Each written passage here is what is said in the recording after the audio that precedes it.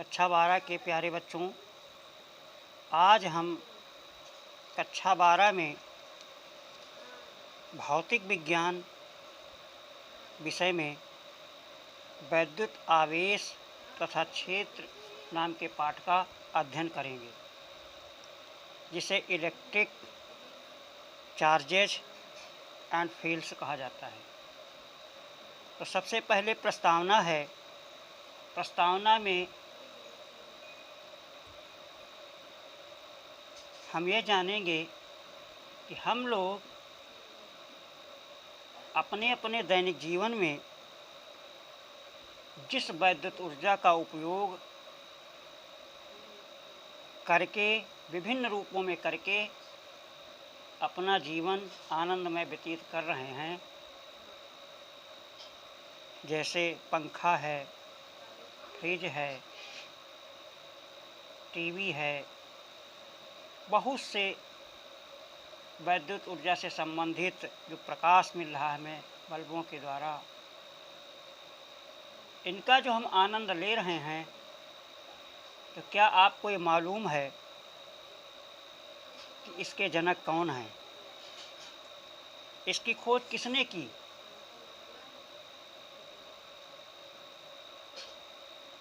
तो इसके विषय में हम जानेंगे इसका जनक कौन है। इसकी प्रस्तावना यही है कि आज से लगभग 2600 वर्ष पूर्व, यानी कि लगभग 600 BC में ग्रीक में एक प्रसिद्ध दार्शनिक थे जिनका नाम थेल्स था, को जाता है। अर्थात थेल्स को इसका जनक कहा जाता है। थेल्स ने देखा कि जब अंबर क्या है? अंबर एक प्रकार का कठोर पीला पदार्थ है। इन्होंने देखा कि अंबर को अगर फर से रगड़ा जाता है, फर जिसे हम रेशे कह सकते हैं, ऊन से भी, या कोई जिसमें रुइयां हो, रेशे वाले से फर से रगड़ा जाता है, तो उसमें जो छोटी छोटी या हल्की वस्तुएं हैं, जैसे बाल हैं, रोयां हमारे हैं, तिनके हैं, कागज़ के छोटे छोटे टुकड़े हैं, इनको अपनी ओर आकर्षित करने का या खींचने का एक गुण आ जाता है।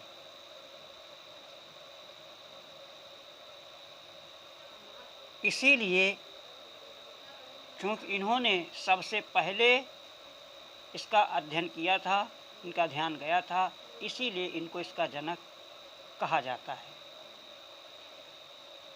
इसके बाद सन 1600 में, काफ़ी लंबे अंतराल के बाद 1600 में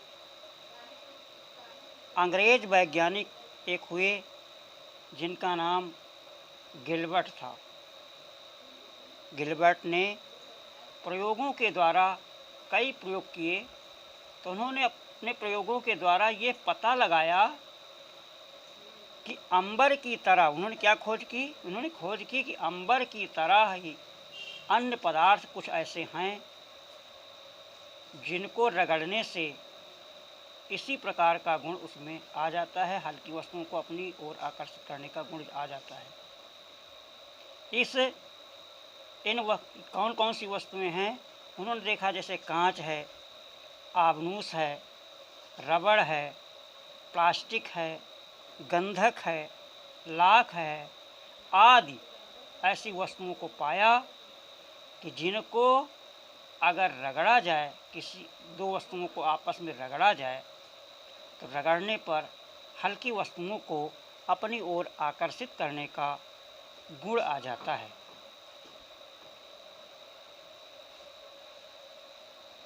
तो इस अंबर को क्या कहते हैं? अंबर को हम ग्रीक भाषा में अंबर को इलेक्ट्रॉन कहा जाता है। तो हमने इसमें ये देखा कि रगड़ के द्वारा हम इस निष्कर्ष पर निकले कि रगड़ के द्वारा उत्पन्न होने वाले इस गुण को इलेक्ट्रिसिटी कहा गया। क्या है इलेक्ट्रिसिटी? जिसे हिंदी में वैद्युतिकी अथवा विद्युत कहते हैं। क्या है ये? कि अगर दो वस्तुओं को आपस में रगड़ा जाए और रगड़ने से उनमें छोटी छोटी वस्तुओं को अपनी ओर आकर्षित करने का गुण आ जाए तो उसे हम इलेक्ट्रिसिटी कहते हैं, जिसे हिंदी में वैद्युतिकी अथवा विद्युत कहते हैं या कहा जाता है।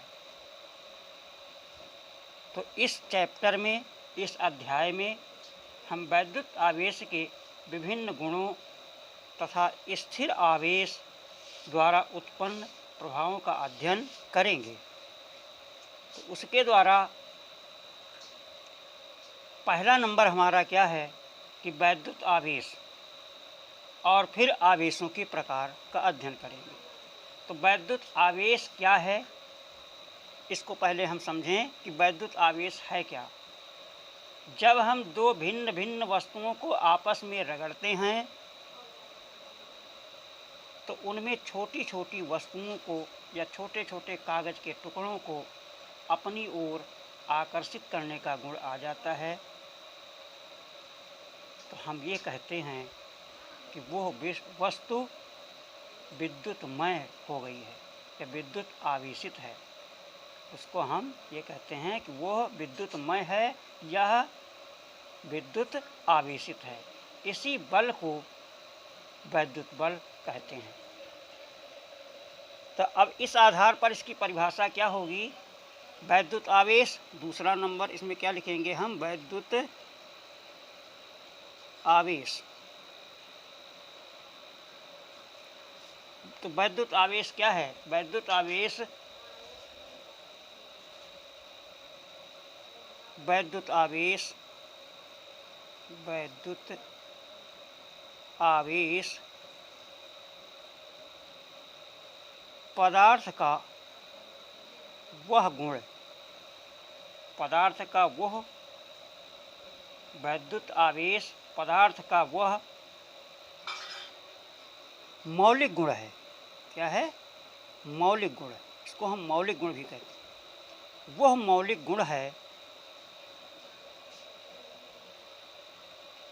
वह मौलिक गुण है जिसके कारण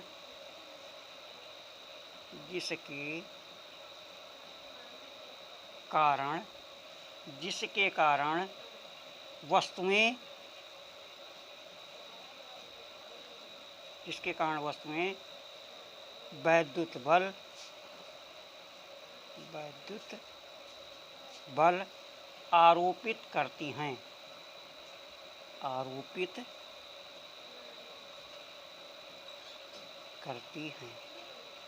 या इस आरोपित के स्थान पे हम अनुभव करती हैं, ये भी लिख सकते हैं। इस प्रकार तीसरे नंबर पे हम पढ़ते हैं कि आवेशों के प्रकार।